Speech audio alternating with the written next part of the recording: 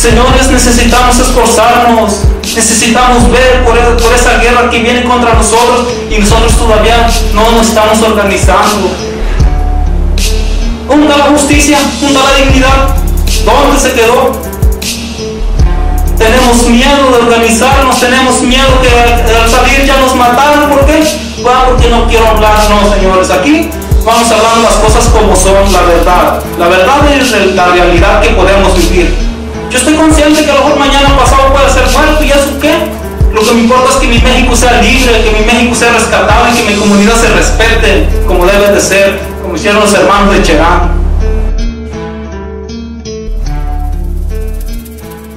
Buenas tardes a todos, bienvenidos a la sesión 3, Autodefensa Indígena y Guerra contra el Pueblo, que así hemos titulado, del Seminario de Historia del CNI. Vamos a iniciar con una pequeña introducción que voy a leer sobre esta etapa y después vamos a continuar con la participación del compañero Luis Hernández Navarro y después habrá la sesión de preguntas. Entonces voy a comenzar con la lectura. La etapa que nos interesa abordar en esta tercera sesión comprende los años que van de 2009 a 2012, en la que notamos un cambio cualitativo en el desarrollo de las autonomías. Después de años de construcción por la vía de los hechos, los pueblos llegaron a la conclusión de que la autonomía necesitaba defenderse. Asimismo, se da un recrudecimiento en la represión y despojo hacia el pueblo y hacia las comunidades indígenas que conforman el CNI, un proceso de guerra. Es importante apuntar que esta guerra ya está presente mucho antes de estos años y continúa hasta hoy. Sin embargo, es entonces cuando la represión se exacerba hacia los pueblos que conforman el CNI. La respuesta que plantean los pueblos se expresa en Ostula en el año 2009, en el pronunciamiento sobre el derecho a la autodefensa indígena, donde se afirma y legitima la creación y reactivación de policías, guardias, rondas comunitarias ante las agresiones que sufren las comunidades por diversos fines. Esta defensa se ampara en su legítimo derecho establecido en el artículo 39 constitucional y en el convenio 169 de la OIT, donde se dispone que tienen derecho a la autodeterminación, autonomía y a organizarse por la defensa de sus territorios, su cultura y su vida de la forma que consideren conveniente. En este contexto, surge en el sexenio de Felipe Calderón la mal llamada guerra contra el narco, que en realidad es la guerra contra el pueblo, y especialmente contra los pueblos indígenas organizados. Este proceso implementó estrategias que justificaron la militarización del país, la profesionalización de guardias blancas, el avance del despojo y de una fase de guerra. Esto exacerbó la guerra de conquista, nombrada así por los zapatistas, que implica la destrucción de territorios, provocando el despoblamiento a través de la violencia, el miedo y el control, para después reconstruir y repoblar con megaproyectos del gran capital como minas, hidroeléctricas, acueductos, eólicas, etc. Por lo tanto, no es casual que según un informe de la Comisión de Defensa y Promoción de los Derechos Humanos, en el periodo que va de 2009 a enero de 2017, se hayan tenido que desplazar 310.527 personas debido a la violencia, señalando además que el año pasado el sector indígena fue el más afectado en cuanto a desplazamiento obligado. Si añadimos el hecho de que los territorios más afectados son estados como el de Michoacán, donde existe presencia de comunidades indígenas en lucha, como Ostula y Cherán, los datos resultan por demás reveladores. La guerra capitalista tiene en la mira la reconquista de dichos territorios. En esta guerra también el narcotráfico se posiciona, conformándose como empresa que abre mercados de forma violenta, genera mercancías y donde el Estado tiene un papel fundamental, al convertirse en capataz, desempeñando un papel de velador y aliado con lo que airadamente combate. En este conflicto, muchos pueblos originarios de distintas regiones del país, que constituyen referentes de lucha y autonomía, como Michoacán, Guerrero, Oaxaca, son reprimidos y resienten la guerra con la pérdida de vidas, desplazamiento y despojo. Comunidades como San Juan Copala, Xochislahuaca, Santa María Ostula, Cherán, entre muchas otras, son los principales afectados. Esta escalada de violencia también afecta a las comunidades zapatistas. Sus bases y juntas de buen gobierno son agredidas a través de hostigamiento, amenazas de desalojo, despojo de tierras, secuestro y difamaciones por parte de los 3 niveles del mal gobierno y partidos políticos. Aunque surgieron algunas respuestas de la sociedad civil, como el Movimiento por la Paz con Justicia y Dignidad en 2011, los intentos por hacer visible la violencia, las víctimas y la impunidad del Estado no lograron frenar el avance del capital ni consiguieron ser alternativa de lucha para los de abajo. Entendiendo este contexto, es que cerramos el periodo en 2012, con la aparición de una serie de comunicados que a finales de año emite el EZLN, donde se expresa: ¿escucharon? Es el sonido de su mundo derrumbándose, es el de nuestro resurgiendo. Consideramos que ese diciembre de 2012 cierra esta etapa y dará pie en la siguiente fase, la de pasar a la ofensiva a través de la propuesta del Consejo Indígena de Gobierno. Estamos seguros de que aproximándonos a este periodo, 2009-2012, con detenimiento comprenderemos mejor muchos de los elementos de la actual propuesta del CNI y el EZLN.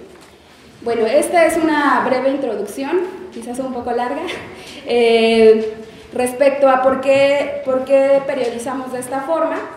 Y bueno, ahora vamos a dar la palabra al compañero Luis Hernández Navarro, que es un periodista que ha abordado este tema y en otras ocasiones nos ha acompañado en otros seminarios. Muchas gracias. Pues muchas gracias, muy buenas tardes. Yo creo que el resumen que se acaba de hacer casi me evita tener que dar la conferencia.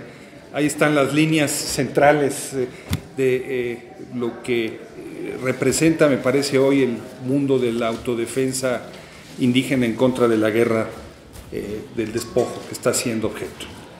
Muchas gracias por la invitación, me siento muy honrado de estar aquí. Me da mucho gusto ver compañeros como los compañeros de la Unión de Ejidos de la Luz de la Montaña, compañero Juan Horta, que durante muchos años acompañó la formación de la policía comunitaria y de la CRAC, ¿no? Yo creo que más de 10 años, 15 años, y que es autor, junto con el compañero Sabás, de un libro extraordinario sobre la historia de las policías comunitarias en esa parte de Guerrero. Yo se los recomiendo mucho. Ese libro me parece que lo están... Se vende aquí en la facultad, ¿no? Vale la pena para informarse. Tiene una capacidad para organizar ese proceso muy destacada. El título es el de Policías Comunitarias. Ahí traen, si lo quieren mostrar así como... No veníamos preparados, me los acabo de encontrar. Como oferta y propaganda les venimos ofreciendo. La introducción está escrita por Luis Hernández. No, pero el libro es el que vale la pena. No nos habíamos puesto de acuerdo. Miren ustedes, yo voy a tratar de ubicar este proceso de la autodefensa indígena hoy en un marco más general. ¿Sí? ¿Ya se oye? En un marco más general que tiene que ver con lo que fue la ofensiva neoliberal en nuestro país, instrumentada a partir de la llave del Tratado de Libre Comercio. Siguiendo, ustedes recordarán que en plena campaña electoral de William Clinton, cuando sus asesores discutían cuál era el centro de la estrategia, dónde debía estar el centro del debate, sus asesores acuñaron la frase aquella de «es la economía, estúpido», ¿no? Bueno, no podemos entender lo que hoy estamos viviendo en el proceso de resistencias populares en nuestro país si prescindimos del marco más general del modelo económico que está impulsando. Tenemos más de 3 décadas en donde nuestras élites económicas, políticas, intelectuales y culturales nos han dicho una y otra vez que México no tiene más futuro que el de integrarse comercialmente con Estados Unidos y Canadá, que en la integración de lo que fue el acuerdo de libre comercio y la conformación de un bloque económico y cultural en la zona estaba nuestro futuro.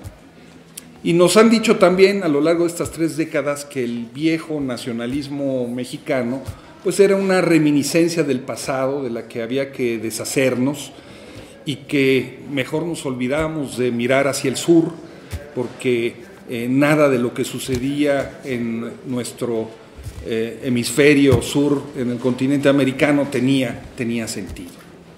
Es muy interesante porque después de 3 décadas, esas élites se despertaron con una nueva pesadilla. La primera pesadilla con la que se levantaron fue en el momento en el que el tratado comenzó a entrar en vigor, el 1 de enero de 1994, ¿no? Que se fueron a la cama pensando que iban a amanecer como parte del primer mundo, ¿no?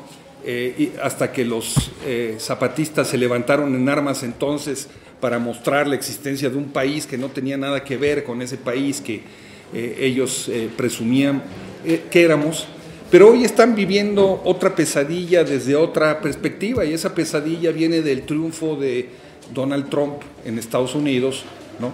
Y de una declaración explícita por parte de las nuevas élites estadounidenses de que ya no somos parte del hemisferio norte.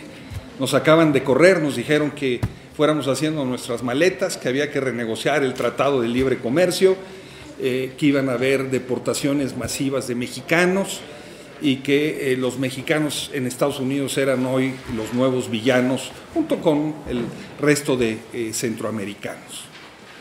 De tal manera que este modelo de desarrollo y de integración económica que tuvo como punta de lanza el Tratado de Libre Comercio y que provocó la destrucción de buena parte de cadenas económicas y la ocupación de territorios por agentes empresariales, reconstruyendo el país a partir de sus intereses, pues hoy está en entredicho. Ese modelo ha tenido como efecto principal el construir de manera simultánea un México que camina en 2 velocidades distintas. Por un lado, un México altamente industrializado que produce una gran cantidad de automóviles. Somos el segundo país exportador de automóviles en el mundo hoy ya. Hay más de 15 plantas automotrices, sobre todo en el norte y en la región Bajío, instaladas con coronas industriales estructuradas alrededor. La ciudad de Tijuana es la capital mundial de las pantallas planas. Se produce también una gran cantidad de equipo médico y somos una, entre paréntesis en las estadísticas, una potencia productora de partes de la industria aeroespacial. Por supuesto, no tenemos aviones, entonces lo que tenemos son partes que se terminan ensamblando en otros lados, ¿no? Pero tenemos ese país que camina a una gran velocidad desde el punto de vista de la integración de los mercados, y tenemos simultáneamente un país que es el país de la informalidad, en buena parte desligada de esos circuitos de integración con la globalización. De tal manera que hoy en nuestro país casi el 58% de la población ocupada, realmente la cifra es 57.8, trabaja en el mundo de la economía informal, en el mundo, un mundo que no tiene prestaciones sociales, que no tiene seguridad social, que no tiene, por supuesto, jubilación, que no tiene vacaciones, etcétera, etcétera. Entonces, este proceso de integración produjo ese México que camina a esos 2 ritmos de manera diferenciada. Estamos hablando de que más de 29 millones de personas se ocupan en el mundo de la economía informal. Y simultáneamente, en la otra cara, en ese mundo de la economía formal, lo que nos encontramos es una gran cantidad de trabajadores que no tienen tampoco, a pesar de estar en el circuito formal, que no tienen perspectiva de tener derechos consagrados. No, muchos de ellos tienen que trabajar jornadas mucho más de 8 horas, no saben lo que es un día de descanso obligatorio, olvídense de las vacaciones, otra vez de la jubilación, y etcétera, etcétera. Las empresas que más trabajadores emplean en nuestro país son básicamente tres. América Móvil, este consorcio de Carlos Slim, ¿no? Dedicado sobre todo a la producción de celulares y centros de llamadas, ¿no? Esas llamadas que les hacen a ustedes del banco cuando no han cobrado, no han pagado, buscándolos para que paguen sus deudas y todo. Todas esas empresas, casi 200,000 personas trabajan ahí. El segundo gran centro empleador de nuestro país es el Walmart, ¿no? Que no tiene sindicatos, o que tiene sindicatos blancos de protección, ¿no? Y donde las condiciones de trabajo son de prácticamente una nueva esclavitud. Y el tercer gran empleador en nuestro país uno pensaría que esto es difícil de imaginar, pero son las tiendas OXXO, ¿no? Hay más de 13,000 OXXOs en todo el país, ¿no? De tal manera que también hay cientos de miles de trabajadores funcionando para ellos. Cuando hablamos de los OXXOs, de estas tiendas de ocasión, no hay que olvidar que los OXXOs son propiedad de FEMSA, la misma empresa que se encarga de la distribución de Coca-Cola, antes cervecerías, etcétera, etcétera. Esos son los grandes polos de desarrollo. En este proceso de destrucción y de reconstrucción de nuestro país, decíamos, hay una serie de empresas que avanzan como locomotoras, devorando territorios y absorbiendo mano de obra. Estas nuevas actividades económicas son, decía hace un momento, sobre todo la industria automotriz. Imagínense qué va a pasar ahora que si en Estados Unidos deciden poner un impuesto a las exportaciones fronterizas, ¿no? ¿Qué vamos a hacer con todas esas plantas instaladas? Pues porque lo fácil es decir, no, vamos a vendérselos a China. Ajá, a ver si los chinos nos compran automóviles. No, se los podemos vender a Canadá, pues es uno de los principales exportadores de automóviles, ¿no? Bueno, se los podemos vender a Brasil. Sí, ya veo. Hay un problema muy serio en las élites de qué va a pasar con este nuevo modelo económico. Ustedes dicen, bueno, estas plantas automotrices, pues qué problema tienen, ¿no? Crean empleos, etcétera, etcétera. Bueno, resulta que cada automóvil que se produce en el mundo requiere la utilización de casi 500,000 litros de agua. La cifra varía entre 300,000 y 500,000, ahí discuten. Un agua que muy difícilmente puede ser reciclada. De tal manera que detrás de muchos de los conflictos que ustedes han visto hoy alrededor de la disputa de los recursos hídricos, por ejemplo, la construcción del acueducto Independencia del pueblo yaqui, que busca quitarle al pueblo yaqui los derechos de su agua para llevársela a Hermosillo, teóricamente para abastecer la sed de esa gran ciudad. Lo que se esconde es la necesidad de abastecer, en el caso de Hermosillo, la planta productora de vehículos Ford, ¿no? Y la empresa cervecera. Pero muchos de estos conflictos, como el de Acueducto Independencia, tiene que ver con la construcción de estas grandes infraestructuras de desarrollo industrial. De tal manera que parte de la resistencia que hay de las comunidades indígenas para que no ser despojados de esos recursos hídricos, ¿no? Tiene como trasfondo entonces estas grandes locomotoras industriales y estos grandes clústeres, ¿no? Donde se establecen las plantas de desarrollo industrial. Hablaba yo también ya de la enorme importancia que tiene en México la producción de pantallas planas, de partes de teléfonos celulares, de equipo instrumental médico, pero una de las actividades que más se han venido reconfigurando en el marco de estos últimos 30 años ha sido precisamente el de la minería, ¿no? México, entre paréntesis, se ha convertido nuevamente en una potencia minera, ¿no?, al calor de las grandes inversiones favorecidas primero por las reformas al artículo 27 constitucional de 1992 y después a las modificaciones de la ley minera que establecen en su artículo 6 que la minería tiene derecho es una actividad preferente sobre la producción de alimentos, sobre el uso de los recursos hidráulicos o forestales. México es el segundo país productor de bismuto, es el tercer país productor de plata, el quinto de plomo, el sexto de molibdeno y zinc, y realmente se ha venido convirtiendo en una potencia económica que no deja prácticamente recursos al país, porque las exenciones fiscales que hay convierten a México en el quinto país en el mundo donde las empresas mineras pagan menos impuestos por la ganancia que producen. Los lingotes de oro que sacan de las grandes minas de oro van directamente por aire a los lugares en las metrópolis donde estas empresas tienen sus establecidas.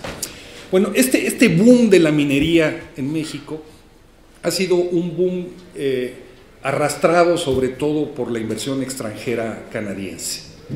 Casi el 70% de las explotaciones y de las concesiones mineras que hay en nuestro país están en manos de minas extranjeras y el 30% de ellas están en manos de empresarios nacionales.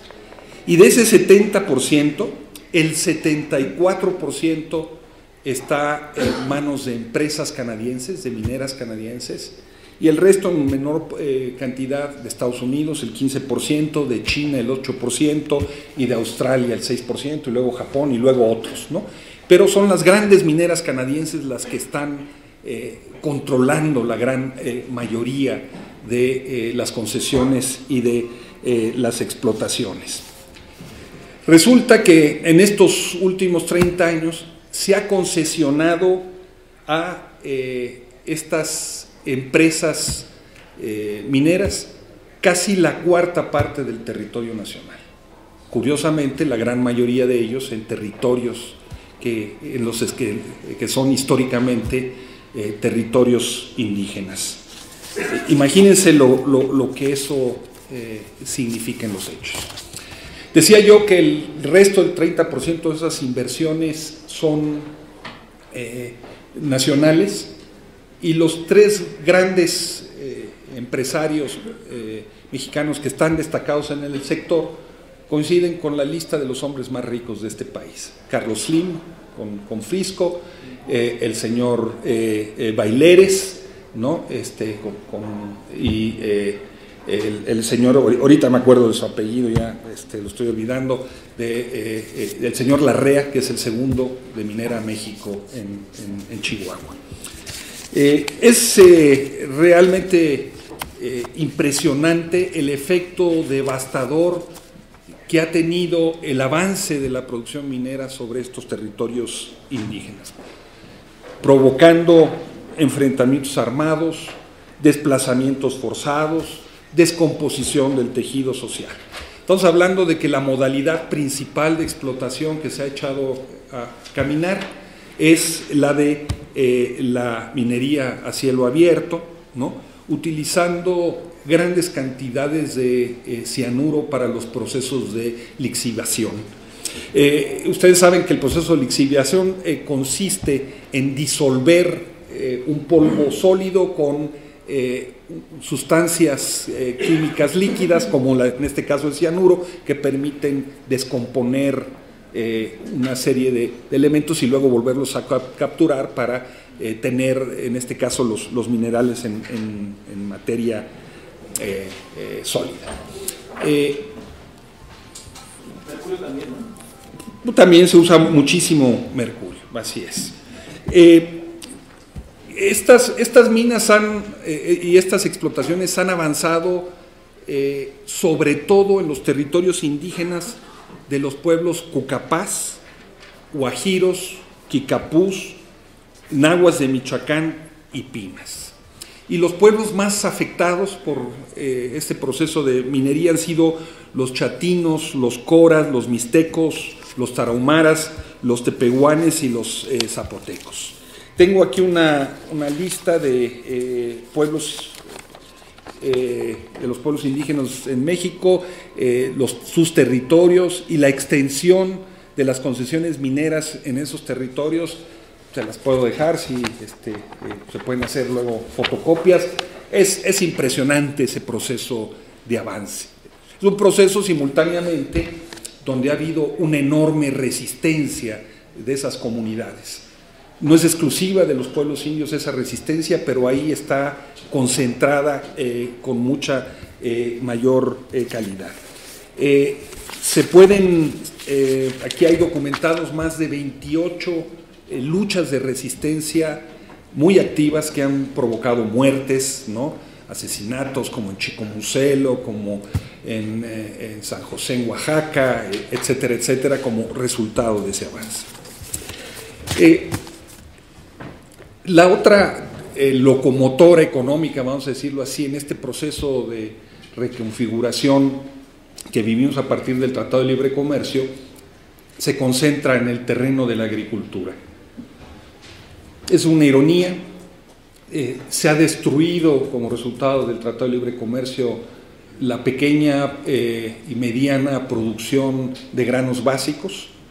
Nos hemos convertido en un país importador de el maíz que comemos, o del trigo que comemos, o del arroz que comemos. México importa casi 13 millones de toneladas de maíz, sobre todo para consumo de animales, ¿no?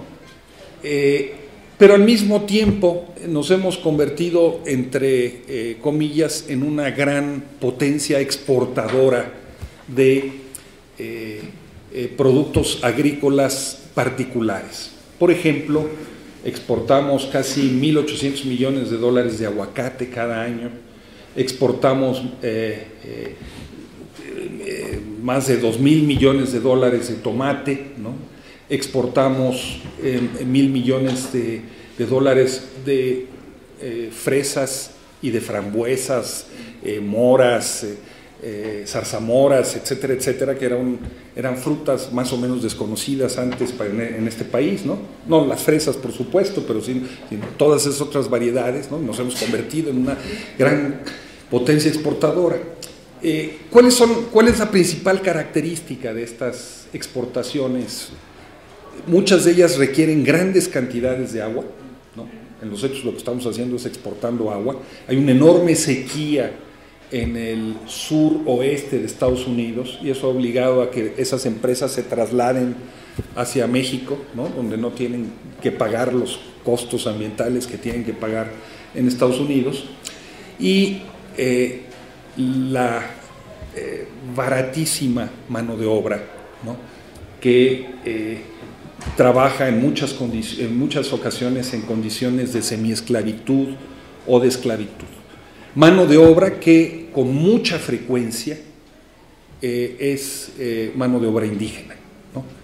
Mixtecos de Guerrero o de Oaxaca, que van a trabajar hasta el Valle de San Quintín, pero también nahuas que tienen que migrar a trabajar en las fincas del aguacate y de las moras en Michoacán. Michoacán se ha convertido en el primer estado exportador de productos agropecuarios, y eso no incluye ni la marihuana ni la amapola, ¿no?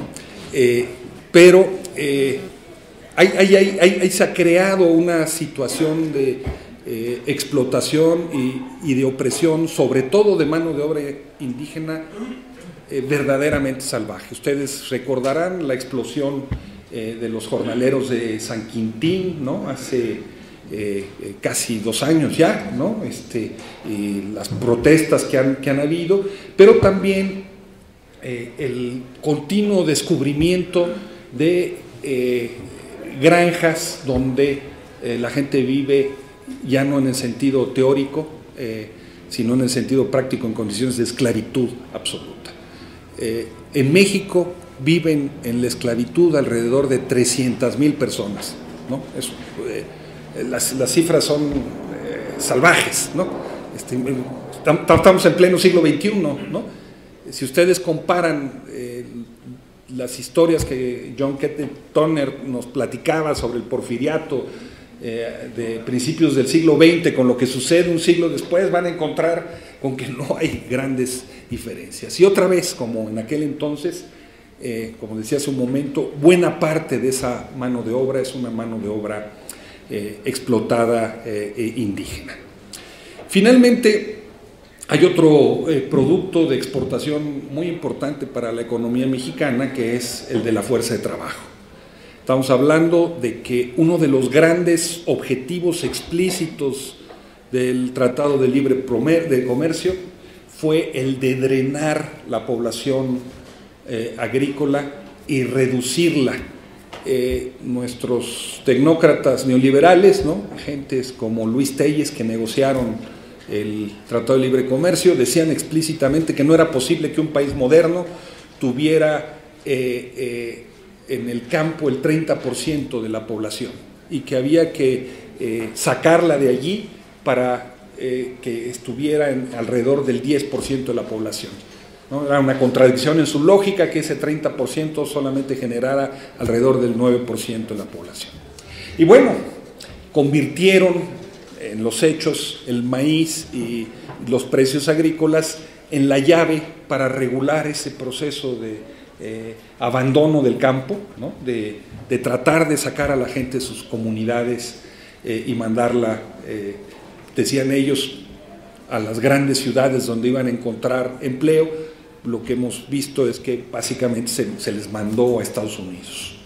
A pesar de los 3.200.000 paisanos que fueron deportados por Obama en estos últimos 8 años, siguen existiendo en Estados Unidos cerca de 13 millones de mexicanos indocumentados que son un elemento fundamental para nuestra economía en la medida en la que sus remesas implican ingresos de divisas al país por alrededor de 25,000 millones de dólares, 25,000, 26,000 millones de dólares. Casi 1.200.000 familias viven de esas remesas como el elemento central de su subsistencia. Y ustedes pueden ver en el campo mexicano otra vez comunidades enteras que son comunidades de niños, de mujeres y de ancianos, ¿no?, porque los hombres y también cada vez más las mujeres se han visto obligadas a emigrar. Y pueden ver estados como Michoacán, ¿no?, que tienen cerca de 4,5 millones de habitantes, pero que simultáneamente tienen 4 millones de michoacanos viviendo en Estados Unidos. 4 millones. 400,000 de esos michoacanos nacidos ya en Estados Unidos. O estados como Guerrero, que tienen como 3,5 millones de habitantes, pero que tienen cerca de 800,000 paisanos viviendo y trabajando en Estados Unidos, sobre todo en Chicago. Es una inmigración más o menos reciente. En lugares como Chiapas ese fenómeno era impensable hace todavía 15 o 20 años, ¿no? La gente no migraba más que al interior de Chiapas. Ahora migran a Cancún y migran, por supuesto, también hacia Estados Unidos, ¿no? Finalmente hay otra actividad económica de exportación muy importante para la economía mexicana, y es la exportación de marihuana, de amapola y de drogas químicas. Y es un elemento que puede parecer anecdótico, pero que no lo es.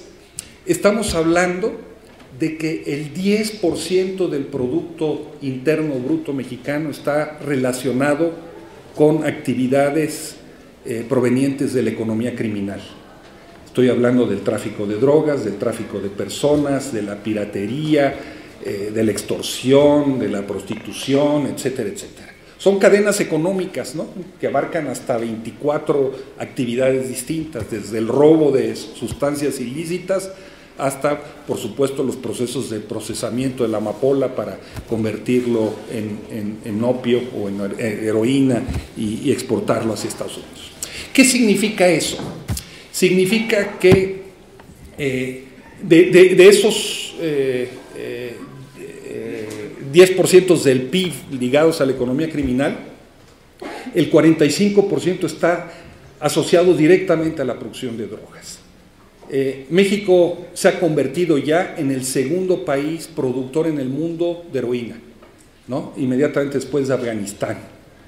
Y Guerrero, aquí de mis amigos paisanos, ¿verdad?, se ha convertido en el estado productor, alrededor del 60-65% de la goma de opio que sale del país se produce allí y se va hacia Estados Unidos, como nos lo mostró con toda claridad el drama de los 43 muchachos de Ayotzinapa desaparecidos y toda la trama construida alrededor de eso.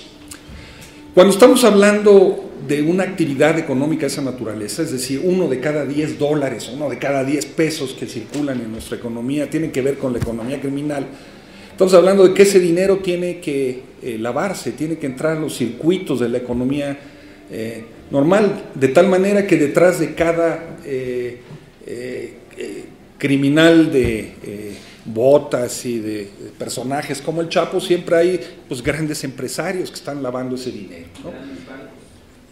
Comenzando por los grandes bancos, por bancos como HSBC, el banco inglés que fue multado en Estados Unidos por lavar dinero en narcotráfico mexicano, pero que en México fue prácticamente exonerado de esos pecadillos, ¿verdad?, que nos sirven para salvarlos.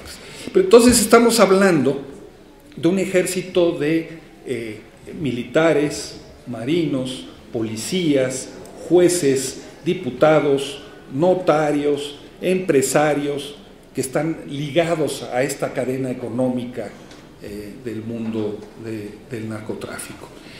Y vemos cada vez más un Estado capturado por el narcotráfico.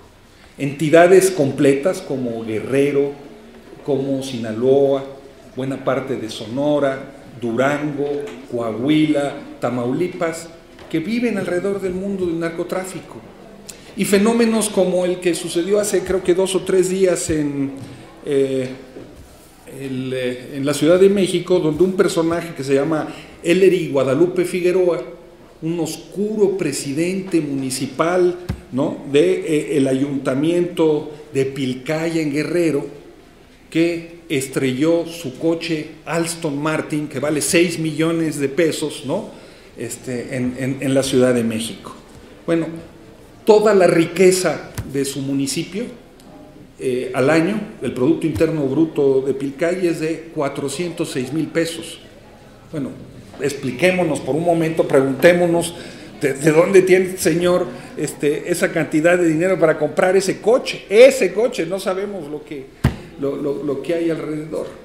Hace unos cuantos días apenas, el obispo de Chilpancingo y Chilapa, Rangel, ¿no?, confesó públicamente que él había negociado con los narcotraficantes porque pues tenía que garantizar la seguridad de sus curas y de su trabajo diocesano, y que dijo así también explícitamente, ¿no?, en 2 entrevistas, una en el periódico Sur y otra en Reforma, que eso lo tenía que hacer porque había un nivel de confabulación entre el gobernador del estado, los políticos del estado y las policías del estado que lo obligaban a él a tener que hacer eso. Es decir, que cuando hablamos de narcoestado estamos hablando de narconegocios, de narcojueces, de narcopolíticos, de narcoelecciones. En días pasados fue asesinada en el estado de Chihuahua nuestra compañera Miroslava Breach, ¿no? Y los antecedentes inmediatos de ese asesinato son 3 reportajes que había hecho documentando muy claramente cómo en la parte baja de la Sierra Tarahumara el narcotráfico había, por un lado, obligado a desplazar a miles de tarahumaras de sus tierras y de sus bosques, y por otro lado, cómo habían participado con candidatos propios y con campañas propias en las listas del PRI, aunque también en las del PAN. Ese mundo de la narcopolítica nos afecta a todos, pero afecta en primerísimo lugar a los pueblos indígenas de este país, ¿no? Porque hay una ofensiva de esos cárteles sobre sus tierras y sus territorios para, por un lado, desplazarlos, ¿no? Y por otro lado, para convertirlos en jornaleros, ¿no? Por medio de la voluntad o por medio de la fuerza. Esa figura que todavía existía hacía 30 años de pequeños productores de marihuana autónomos, independientes, que vendían su producto a los cárteles, etcétera, etcétera, y que les permitía cierta estabilidad económica, ha venido desapareciendo. Hay un proceso de proletarización, ¿no?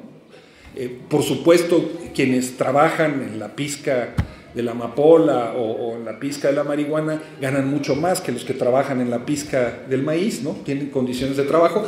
Acaba de salir una entrevista interesantísima también con uno de los coordinadores del FUSDEG en Guerrero, donde se da cuenta de cómo uno de los cárteles de Guerrero, el cártel de los Ardillos, le está pagando a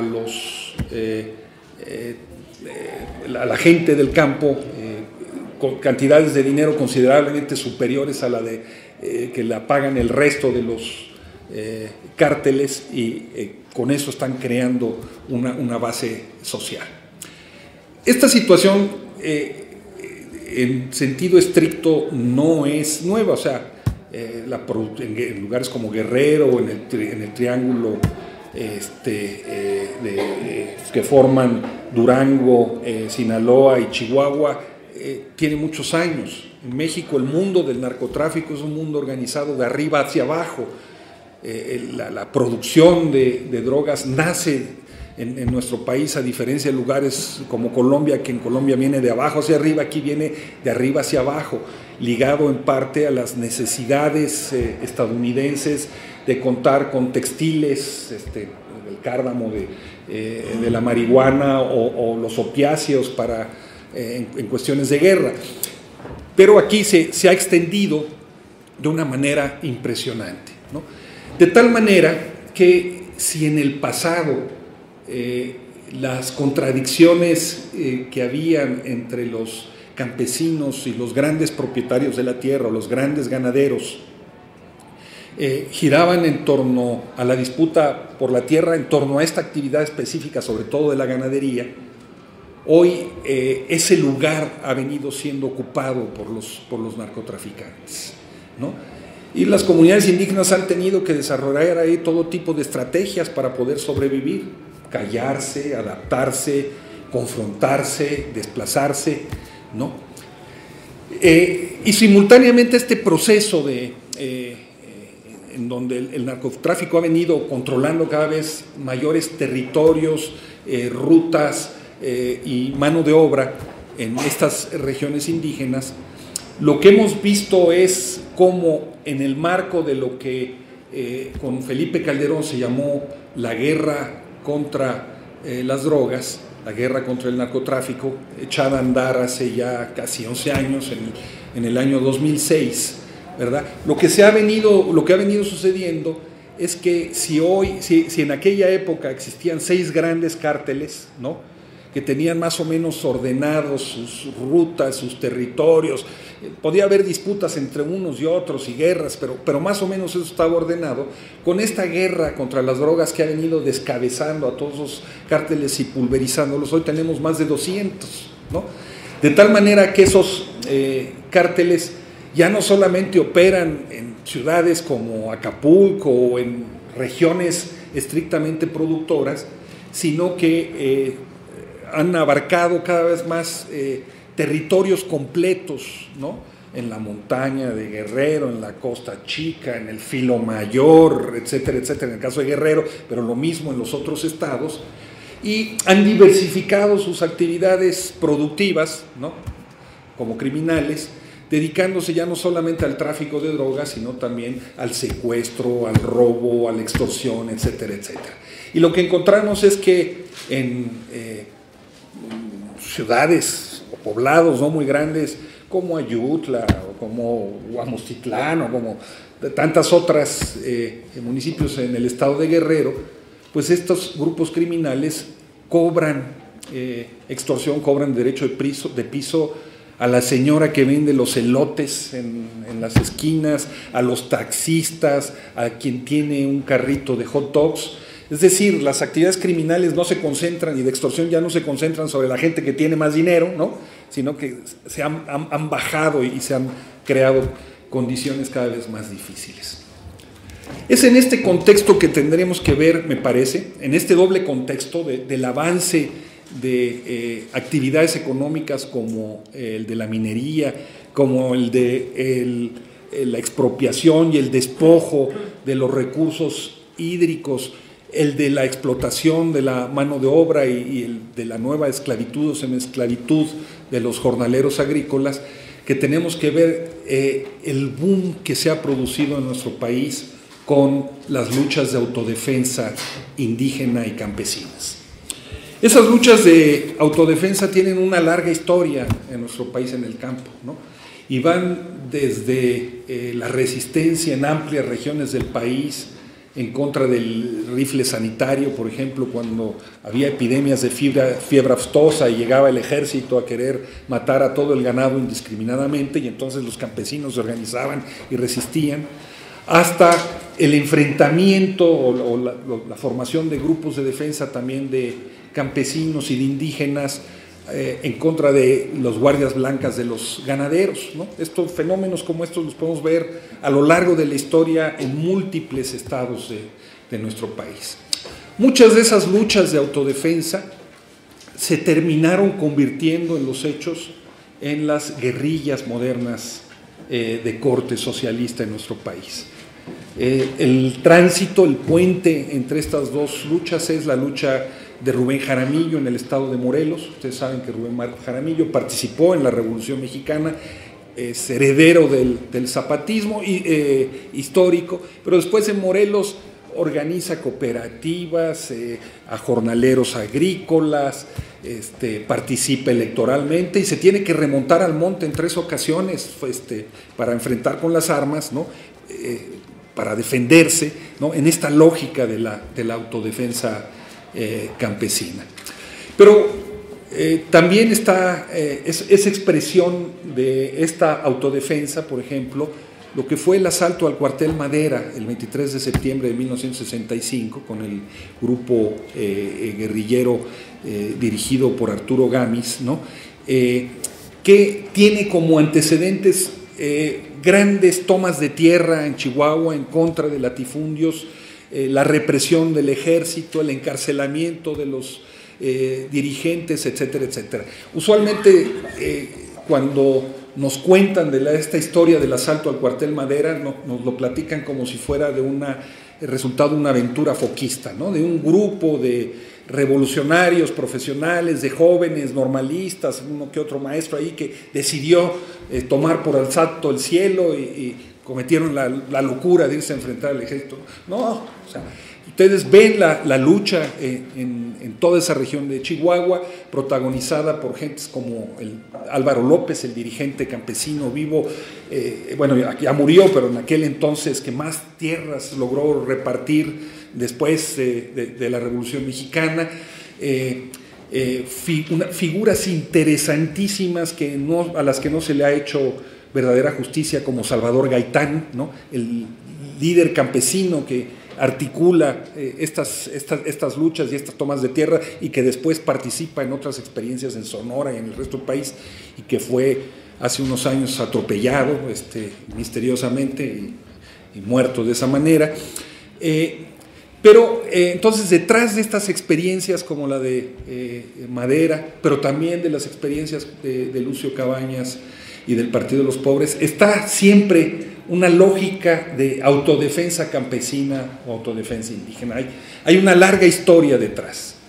Él mismo, en una entrevista que se le hace al subcomandante Marcos poco tiempo después del levantamiento armado de 1994, él narra cómo el proceso de construcción y de implantación del ejército zapatista en la selva responde a esta lógica de la autodefensa para permitir que las comunidades indígenas puedan resistir la acción de los pistoleros y los guardias blancas de los grandes finqueros.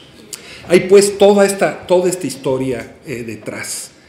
El levantamiento zapatista tiene múltiples consecuencias en todo el país de muy distinta naturaleza, pero una de las consecuencias que tiene, que creo que es muy importante recuperar, es la de estimular el proceso de reconstitución de los pueblos indios en nuestro país, un proceso que venía caminando independientemente de ellos desde antes en muchas regiones y que tuvo en el movimiento de los 500 años un momento muy destacado en 1992, pero que después comienza a formularse cada vez más como un movimiento que recupera la identidad y el orgullo de ser indígena y que lo organiza alrededor de una perspectiva de construcción de la autonomía, ¿no?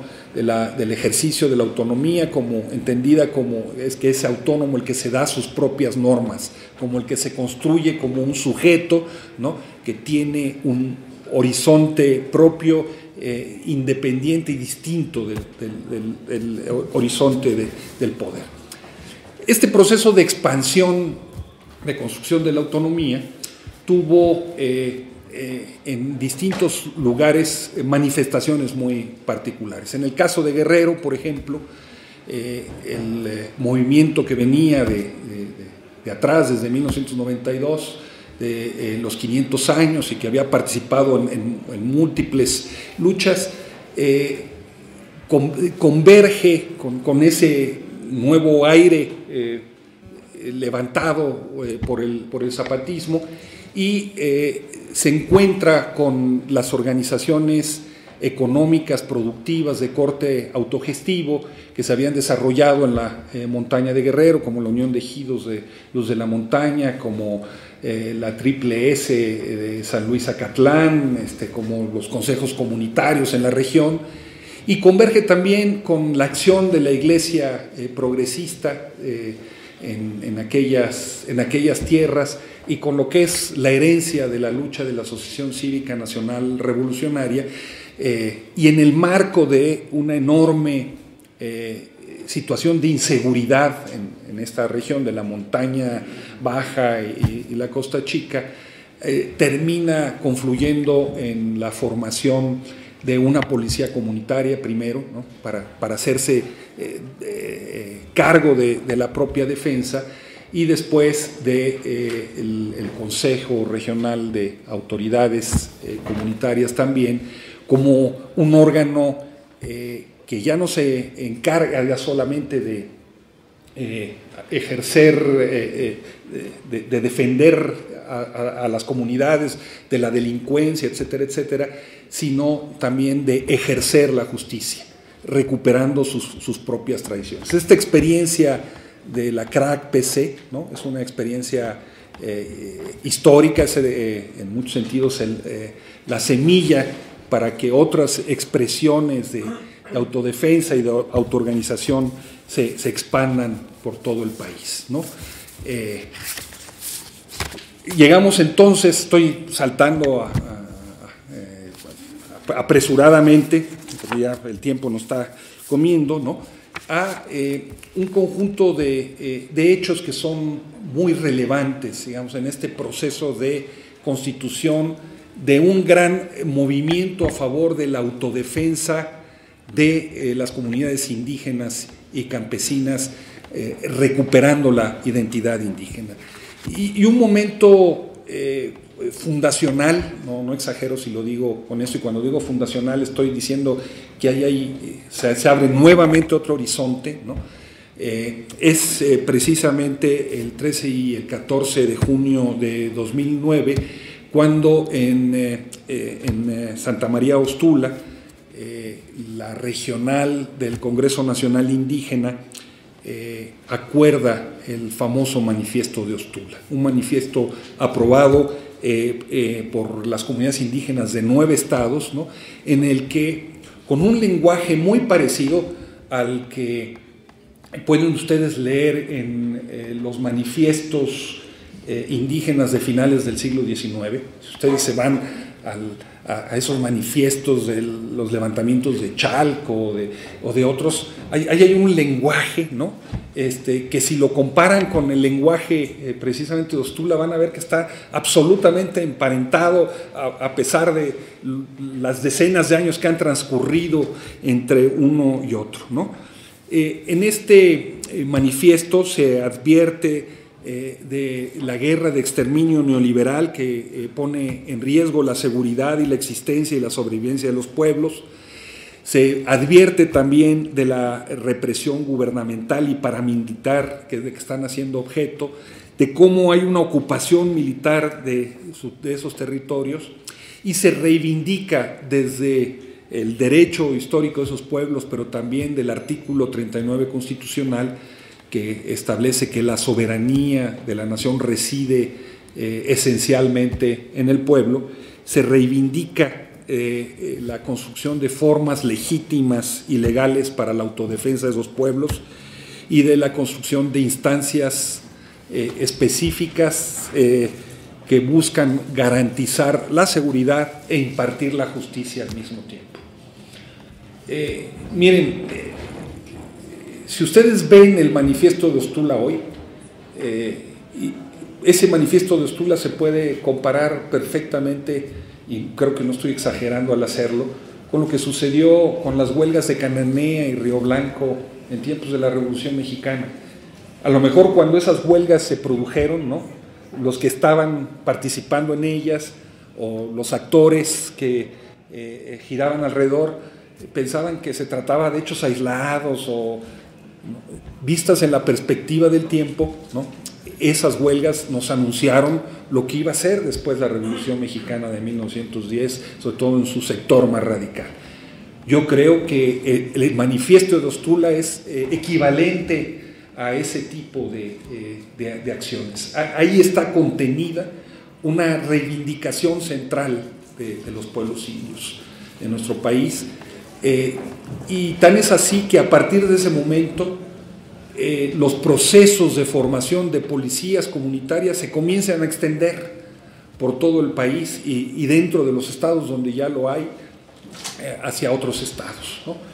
En el estado de Guerrero, además de la CRAC-PC, surge la Policía Ciudadana y Popular, ¿no?, en Cualac y Temalacatzingo, ¿no?, con su propio sistema de justicia también, sobre todo funcionando en comunidades náhuatl, dirigidas por una mujer, ¿no?, por una comandanta.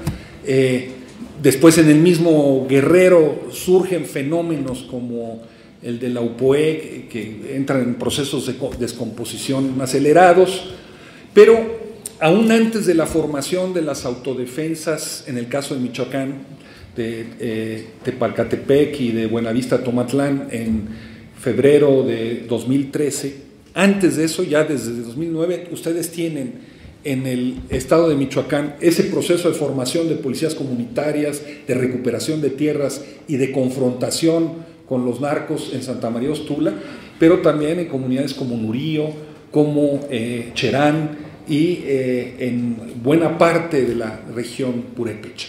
2010, 2011 son años de expansión de esos procesos organizativos.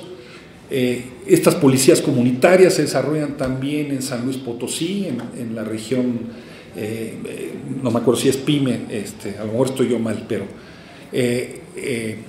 se desarrollan también procesos de recuperación de guardias comunidades tradicionales, como en el caso de los yaquis, ¿no?, que ya existían y que se recuperan, ¿no? Hay un proceso expansivo en todo el país que tiene, digamos, como antecedentes modernos esto de la CRAC-PC en el caso de Guerrero, pero el manifiesto de Ostula como tal, ¿no?, que provoca su irradiación por todos lados. y que tienen como contexto este proceso de formación del narcoestado mexicano, ¿no? Que ha cambiado drásticamente la forma en la que se hacía política. Si antes las comunidades rurales o las comunidades indígenas, como decíamos, se enfrentaban a los ganaderos o se enfrentaban a los caciques locales, y los caciques tenían sus guardias blancas o sus pistoleros, resulta que hoy esos caciques se han asociado con los narcos en una pirámide de poder que llega a las más altas esferas de la política nacional, ¿no? Y hoy esos sicarios del narcotráfico se pueden dar el lujo de eliminar a los dirigentes campesinos e indígenas, presentando su eliminación como si fuera un problema de ajuste de cuentas de bandas, o etcétera, etcétera, ¿no? Hay un incremento en esa agresión hacia los pueblos impresionantes. Y hay también simultáneamente un proceso de relación interesantísimo entre ese mundo de la narcoeconomía, por ejemplo, y las actividades mineras, por lo menos en tres grandes rubros. Primero, la de los narcos mismos que se dedican a la minería. Es el caso de los caballeros templarios en Michoacán. Es muy interesante cómo se llamaban ellos a sí mismos, se llamaban la empresa, ¿no? Y además de exportar drogas y vender, etcétera, se dedicaban a importar llantas de Corea del Sur y a distribuirlas a través de todos los permisionarios del Estado, con el secretario de gobierno que era de ellos, el gobernador también, pero bueno, y el hijo del gobernador, ¿no? Pero ellos se dedicaban a exportar hierro a China. Michoacán es el primer estado productor de hierro, y ellos directamente exportaban barcos con el control que tenían además del puerto de Lázaro Cárdenas. Pero si ustedes van a Coahuila, se van a encontrar que muchos de los mineros dedicados a la producción y explotación de carbón están también asociados con el narco. Los Zetas, el Cártel del Golfo, encontraron ahí la forma de lavar dinero y de relacionarse. Entonces ese es un primer gran nivel. Un segundo gran nivel es el de directamente los cárteles dando protección a las empresas mineras, ¿no? Y control a cambio de una renta que le cobran a todo el mundo, le cobran a las empresas y les cobran a los trabajadores. Luego se llevan sorpresas como el de aquella mina, el gerente de aquella mina en Durango, a la que le robaron una gran cantidad de lingotes de oro, que lo entrevistan en un canal de televisión en Canadá sobre qué había sucedido, y dicen: pues no nos explicamos, porque nosotros teníamos un acuerdo con los narcos de que nos iban a cuidar y no iba a pasar nada, algo sucedió, lo dice él, ¿no? Bueno, está ese otro nivel. Y un tercer nivel cada vez más activo, que es cómo estos sicarios actúan como avanzada de estas empresas para ir limpiando el terreno, ir despojando a los comuneros, a los propietarios o poseedores originales de esas tierras, ¿no? de esos avances, de esos territorios, para poder establecer las minas ahí.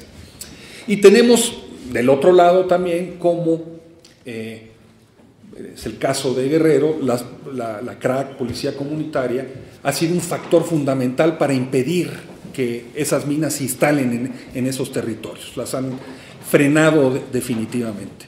Y es muy curioso porque buena parte de la ofensiva estatal en contra de las policías comunitarias, de la CRAC-PC, se da inmediatamente después de esta decisión de las comunidades de la montaña, de parte de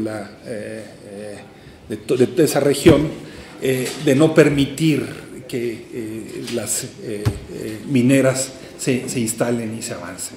Hay pues entonces ahí parte de esa confrontación y de esa resistencia. Cuando uno ve, y con esto ya termino, cuando uno ve a lo largo de estas 3 décadas este proceso de explotación, de devastación y de nuevo colonialismo, ¿no? Un proceso acompañado también del despojo de las tierras, los territorios y los recursos naturales, ¿no? Y uno ve, por otro lado, lo que se plantean las campañas políticas de luchar en contra de la corrupción y en contra de la desigualdad, pero no hay una sola mención del problema de la explotación, del problema del despojo, del problema de la devastación, ni del problema de la opresión colonial. Uno dice, bueno, ¿qué está pasando aquí? Pero al mismo tiempo, cuando uno hace el recuento de dónde han estado muchas de las resistencias a estos 30 años de devastación neoliberal, uno encuentra que no es el único sujeto, pero sí es el que con mayor constancia, permanencia y consecuencia ha logrado resistir ese despojo. Ese sujeto es el de los pueblos indios. No se trata aquí de crear una imagen idílica. Hay lugares donde esta devastación ha avanzado de manera salvaje, ¿no? En Baja California, por ejemplo, ha sido muy difícil la resistencia, pero en otros lugares no, y son los pueblos indios los que tienen ahí la última palabra. Por supuesto, también han resistido los maestros a las reformas en el terreno de la educación, pobres urbanos que han resistido al despojo de sus territorios en las ciudades. No son los únicos, pero ahí está ese sujeto, y ahí es donde uno, creo, entiende con mayor profundidad esta iniciativa de que se forme un consejo indígena de gobierno y de que haya una candidata indígena, ¿no? Como la oportunidad de que esas luchas de resistencia que se están librando de manera dispersa y más o menos desarticulada en el país, busquen en el marco de estos año y medio de coyuntura electoral la forma de articularse, que haya la posibilidad de que se les ilumine, se les echen los reflectores para ver la naturaleza de esa resistencia y se articule una fuerza nacional capaz de frenar ese proceso de explotación, despojo y opresión colonial. Muchas gracias. Primero, creo que es importante distinguir dos cosas diferentes que se engloban en una misma palabra. La palabra es autodefensa, pero por autodefensa entendemos de manera simultánea dos fenómenos diferentes. Por un lado, el derecho de pueblos, comunidades, grupos a romper con el monopolio legítimo de la violencia por parte del Estado y hacerse cargo de su propia seguridad, defenderse a sí mismos. Esto es una forma de entender la autodefensa. Y otra, la segunda acepción de esta misma palabra, es el de grupos específicos, grupos de civiles armados, que en el caso específico de México han tomado la decisión de confrontar, según estos, a la delincuencia organizada con relación con otros grupos de la delincuencia organizada o no. Pero son dos palabras que es la misma y que implican una cosa diferente. Podemos darle otra acepción diferente aún, que es la forma en la que en el marco de una estrategia de contrainsurgencia en contra de las guerrillas en Colombia, el Estado impulsa la formación de grupos armados, ¿no?, para confrontar esas guerrillas, pero sobre todo para sacarle el agua a la pecera, para atacar a las bases sociales que apoyan a esos movimientos insurgentes por medio de la violencia, y que terminan dedicándose también, en el caso específico de Colombia, al tráfico de drogas como tal. Entonces estamos hablando una misma palabra con tres formas de entenderlo distintas. Creo que pues las tres existen, están ahí, se utilizan en la prensa de manera indistinta muchas veces, ¿no? Y desde ese punto de vista, la distinción que hace Juan me parece que es pertinente.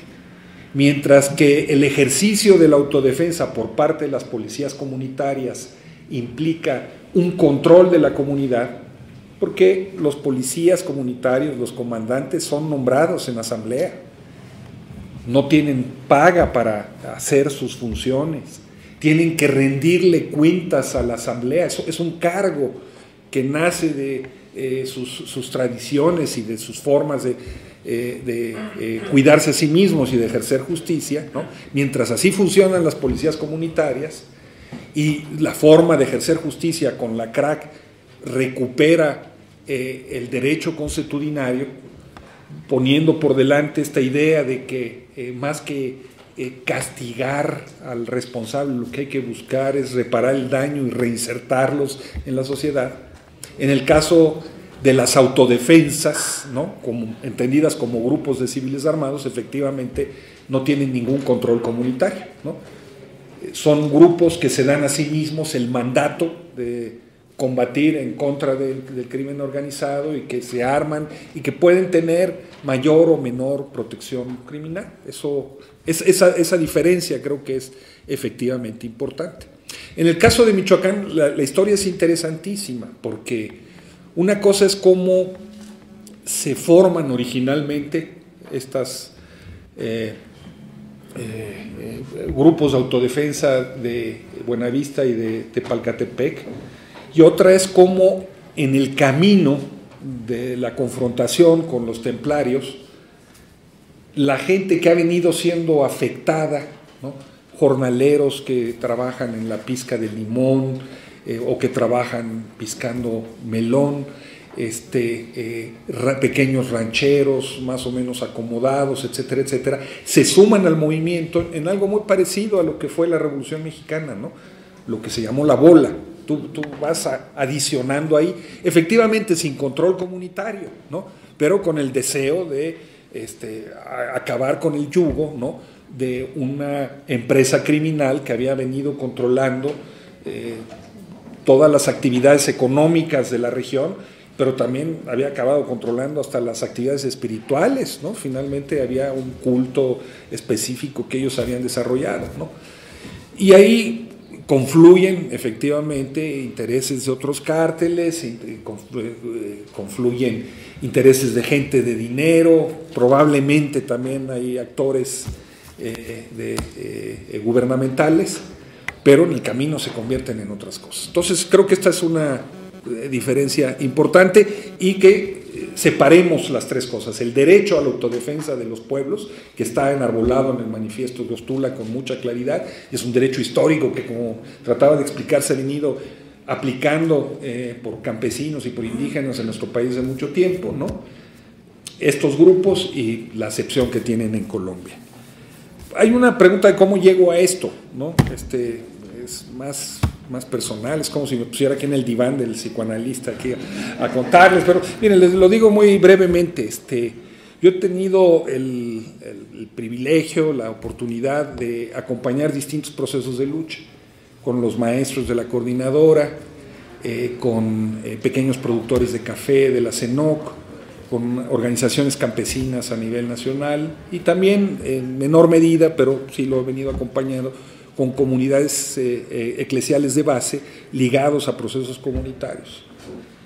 Y miren, en todos esos procesos me topo con los pueblos indígenas, aunque no quiera.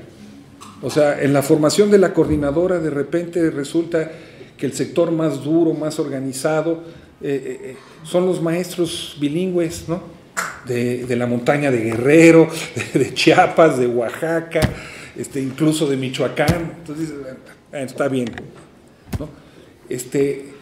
Llegamos al asunto del café con la CENOC, ¿no? Bueno, ahí resulta que generalmente durante mucho tiempo, cuando se formó la CENOC, era una organización nacional de pequeños productores de café que buscaba comercializar su producción a nivel nacional, ¿no? Pero resulta que la inmensa mayoría de sus socios eran también indígenas, aunque no se reconocían como tales. Hasta que en 1994 hay una reunión en San Cristóbal de las Casas en solidaridad con el levantamiento. No me acuerdo si Juan estuvo, si te acuerdas de esa reunión ahí. Sí, ¿te acuerdas? En San Cristóbal. Y el compañero que era nuestro presidente, un compañero maestro bilingüe, mazateco, el compañero Humberto Juárez, ¿no?, que siempre hablaba en español, ¿no?, en la reunión se suelta hablando en su lengua, ¿no? En mazateco. Y en lugar de decirnos compañeros, productores de café, bla, bla, ¿no? Dice hermanos indígenas, ¿no? Le salió el orgullo, ¿no? El levantamiento le hizo recordar que era indígena. Bueno, pero eso está en todas las, por lo menos en el 75% de las organizaciones de la CENOC, no todas, pero el 75% son indígenas, ¿no? Y los que no son formalmente indígenas podrían serlo igualmente, ¿no? Por sus tradiciones, por su forma de ver el mundo, etcétera, etcétera. Y es ahí, en el contacto con ellos, cuando el compañero que era el tesorero, un compañero que venía de la Unión de Ejidos de la Luz de la Montaña, de la comunidad de Iliatenco, pues nos comienza a contar que se están organizando para enfrentar a la delincuencia ahí, y que en su pueblo misteriosamente apareció un grupo que se llamaba La Mano Blanca, ¿no? Era un grupo que, vestido con sábanas, ¿no? Se encargaba de deshacerse de los pistoleros del cacique, que es uno de los antecedentes de la crack. Entonces ahí otra vez nos encontramos. Y luego con los campesinos, formalmente eran campesinos, que habían tomado tierras en la Huasteca, en Sonora, en el norte de Sinaloa, etcétera, etcétera, ¿no? Y que estaban organizándose para la producción, otra vez eran indígenas la mayoría, ¿no? No se identificaban como tales, ¿no? Eran productores que buscaban la... Entonces, eso es con lo que me he venido encontrando y lo que me ha venido abriendo el mundo, ¿no? Por más que uno quiera en este país decir, no, los indígenas son el 10% de la población nada más, son unos cuantos y están desapareciendo. No, están ahí, y son la columna vertebral de las luchas de resistencia en este país, los y las indígenas, porque en todas las comunidades, aunque luego veamos sobre todo compañeros, quienes se hacen cargo, quienes cargan con las luchas, son las compañeras, son las mujeres. Son las que están enfrentando la devastación, son las que están enfrentando que le están quitando el agua, le están contaminando el agua, etcétera, etcétera. El compañero hablaba de Milpalta, ¿no? Hace unos años les mataron a un dirigente muy importante, muy reconocido, o sea, que aunque estén como él dice, qué curiosa, ¿no? Una cosa que se llama Ciudad de México y que tiene el campo adentro, ¿no? ¿Cómo se llama Ciudad de México cuando está el campo? ¿No? ¿De qué estamos hablando? ¿No? ¿De qué hablan? ¿No? Y ahí están partes enteras de Tláhuac, Xochimilco, el Palpa, todo eso es rural, ¿no? Pero se llama ciudad, es una ciudad rural, ¿verdad? Es muy curioso, ¿no? Yo nada más terminaría diciendo, miren, uno de los indicadores de hasta dónde están las cosas es un hecho aparentemente insignificante que acaba de suceder, que no acabamos, creo que, de calibrar todavía su significado. Y eso, ustedes habrán leído en la prensa que hace unos días detuvieron en Estados Unidos un personaje que se llama Edgar Beitia, ¿no? Que era el procurador general del estado de Nayarit. Y lo detienen en Estados Unidos por ser miembro del cártel Jalisco Nueva Generación y por traficar drogas químicas, marihuana y cocaína.